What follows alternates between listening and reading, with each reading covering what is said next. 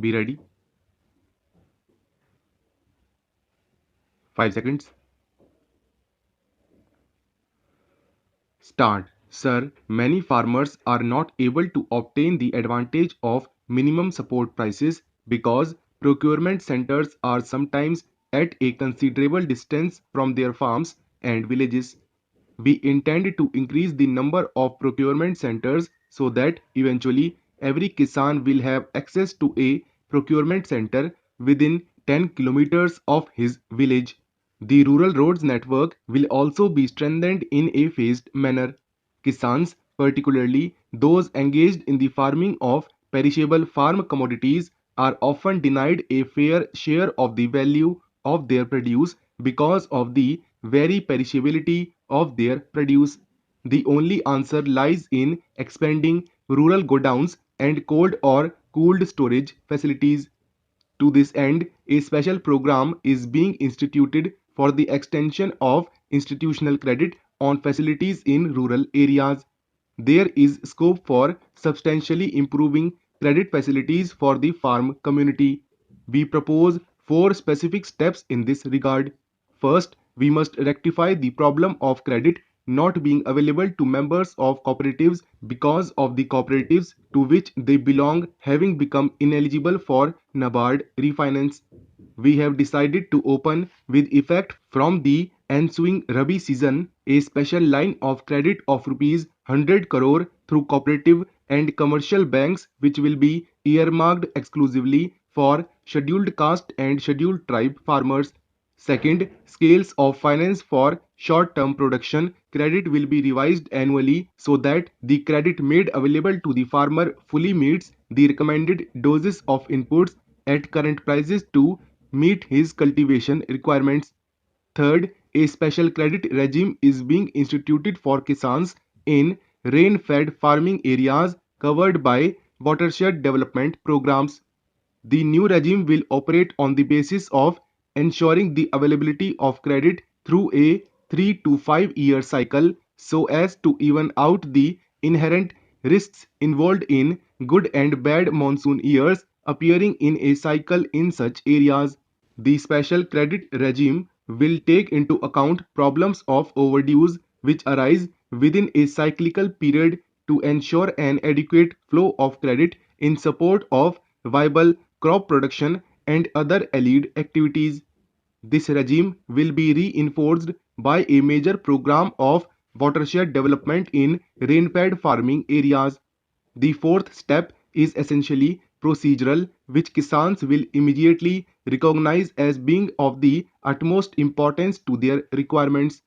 The National Agricultural Credit Relief Fund will devise a comprehensive relief policy based on the special characteristics of production and the severity of damage in different agroclimatic zones.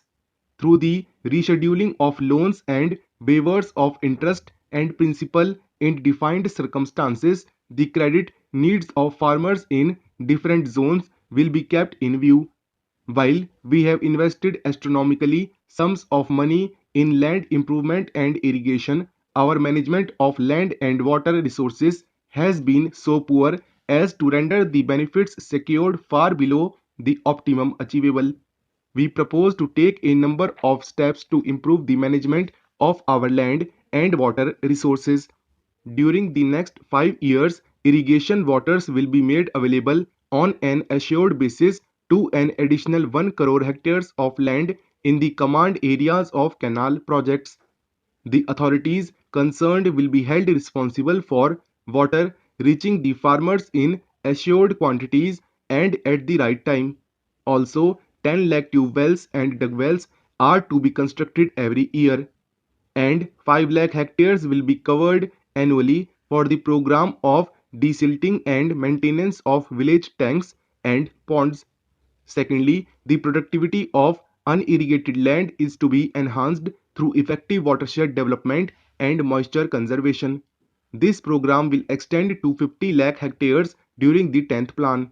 Third, 25 lakh hectares of barren land will be reclaimed at the rate of 5 lakh hectares a year. We need not wait for the commencement of the 8th plan to take up these projects. A beginning should be made this year itself. Plasticulture holds vast potential for increasing agricultural productivity. The uses of plastic are many, especially in irrigation, storage, and packaging. Existing plasticulture schemes will be substantially expanded. It is proposed to extend incentives for the installation of sprinkler of drip irrigation systems to all farmers. During the 10th 5-year plan, 1 lakh additional sprinkler systems and 1 lakh drip irrigation systems will be installed to optimize the use of scarce water resources. Good seeds are the basic foundation of higher agricultural productivity. The new seed policy is under implementation, and the buffer stock being built will ensure that Kisans have access to high quality seeds and planting material at reasonable costs. We are particularly concerned about small, marginal and SC/ST farmers. With effect from Rabi 1999 to 2000, supply of improved seeds will be ensured. Agricultural research is simply not getting the attention or priority it needs. We are reconstituting the Indian Council of Agricultural Research, and I shall take over as its president. We have two major objectives in mind. First, we propose to generate appropriate technologies for each subzone of the 15 agroclimatic zones so as to be able to modernize our agriculture in each of the zones. Second, a special time-bound program in research and development of hybrids is being taken up to cover rice, maize, jowar, bajra, arhar, cotton and oilseeds. Results will be demanded within 5 years, and the implementation of the research program will be monitored at the highest level.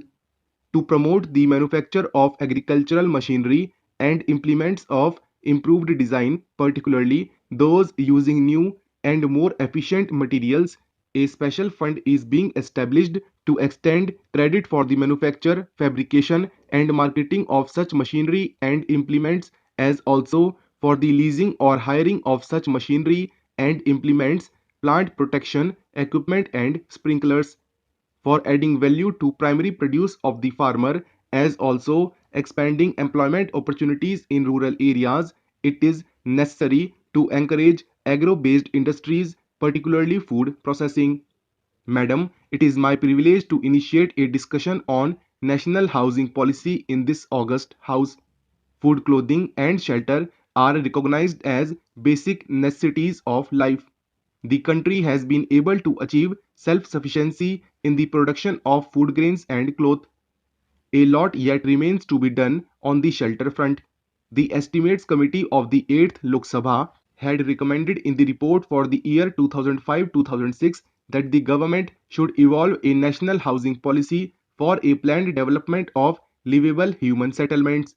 The concern of the government for housing the poor led to the enunciation of a comprehensive national housing policy which expounds the main objectives, priorities, and strategies for promoting sustained development of housing.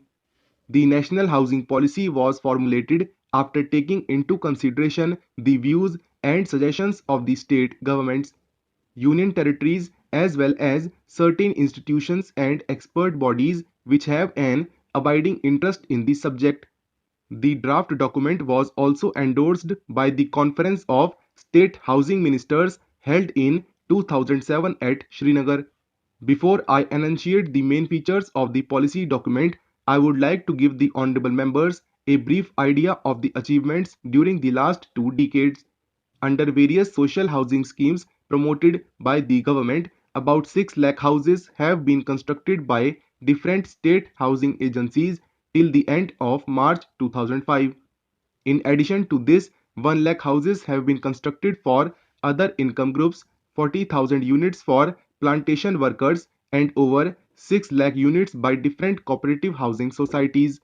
Under my ministry's directions, HUDCO has since its inception sanctioned over 5,600 schemes in almost all the states and union territories at a project cost of about rupees 4,600 crores till the end of October 2008. This will result in the construction of about 14 lakh dwelling units in the urban areas and 15 lakh dwelling units in rural areas. The HUDCO has also been supporting the sites and services schemes on a large scale. Over 2 lakh developed plots will be provided as a result of HUDCO loans so far.